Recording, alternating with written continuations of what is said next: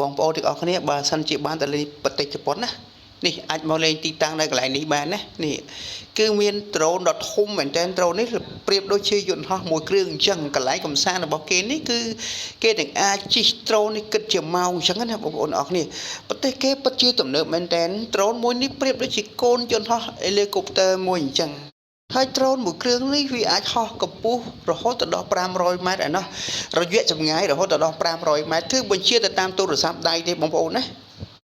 រយៈចម្ងាយវិញបានរហូតដល់1500ម៉ែត្រគឺស្មើនឹង1គីឡូកន្លះដីដែរអីឆ្ងាយដែរបងប្អូនអរគ្នាបងប្អូនទៅប្រទេសជប៉ុនណាកុំភ្លេចចូលសាកជិះដ្រូននេះកំសាន្តផងដ្រូននេះដុំយ៉ែងដែរចឹងប្រៀបដូចជាកូនយន្តហោះមួយអញ្ចឹងបើសិនជាបងប្អូនបានជិះមិនដឹងថារំភើបយ៉ាងណាព្រោះឲ្យកម្ពស់500ម៉ែត្របងប្អូនណាមិនគិតថាទាបទេណាបងប្អូនណាខ្ពស់មែនតើណាបើសិនជាយើងសម្លឹងពីលើមកដល់ក្រោមហើយអានេះគេរៀបចំឲ្យហើយនេះខាងគេនឹងរៀបចំបំពាក់មួកបំពាក់សំឡេងនៅក្នុងមួកនឹងជាប់នឹងត្រចៀកហ្នឹងណាហើយនេះទូរស័ព្ទមួយនេះគឺសម្រាប់បញ្ជាគឺយើងមាន app នៅក្នុងហ្នឹងហ្មងទៅដល់គេឲ្យ down app នៅក្នុងហ្នឹងដើម្បីបញ្ជាខ្លួនឯងថាត្រូនហ្នឹងបញ្ជាទៅខាងណាឡើងលើចុះក្រោមចំហៀងពេលដែលចុះមកវិញហ្នឹងហើយរយៈចម្ងាយកម្ពស់អីហ្នឹងគឺបញ្ជាទៅលើ app ទូរស័ព្ទដៃទាំងអស់តែម្ដង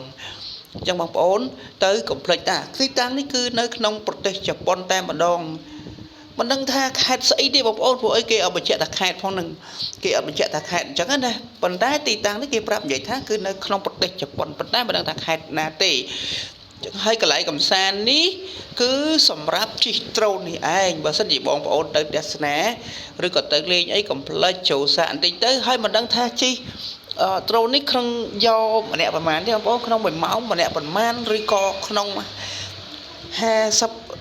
60នាទីនឹង1ម៉ោងអីហ្នឹងមិនដឹងថាគេយកប្រហែលទេខ្ញុំមិនដឹងទេព័ត៌មានវាមិនទាន់ច្បាស់ជាផ្លូវការអញ្ចឹងណាដោយសារតែគេបានបញ្ជាក់នៅក្នុងវីដេអូហ្នឹង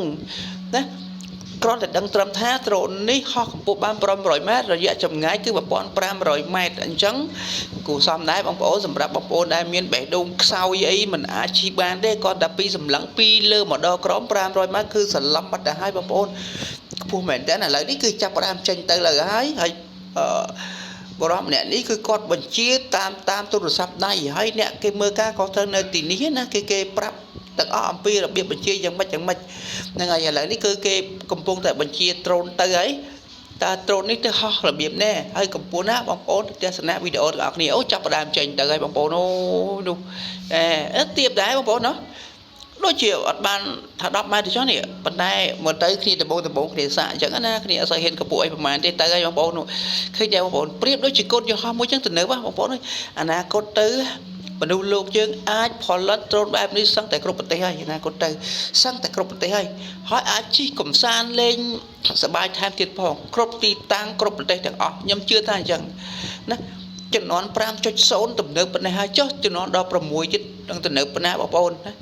ឥឡូវប្រព័ន្ធ 5G ទំនើបសាហាវមែនទែនហ្មងបងប្អូនណាកន្លែងកំសាន្តទីចិត្តណាមិនថាប្រទេសណាទេគឺមានដ្រូនកំសាន្តបែបនោះទាំងអស់ហ្នឹងឯងខ្ញុំជឿថាអញ្ចឹងបងប្អូនអូបរិបម្នាក់នេះគាត់មិនសូវហ៊ានជិះឆ្ងាយប្រហែលទេបងប្អូនជិះកលឹងហ្នឹងដោយសារតែគាត់ដំបងណា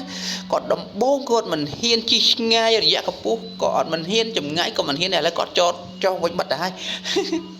ហើយដ្រូននេះគឺបញ្ជាទៅតាមទូរស័ព្ទដៃរបស់យើងនេះបងប្អូនយើងអត់បាច់មើលផ្លូវមើលអីឡើងទៅលើអាកាសអីទេ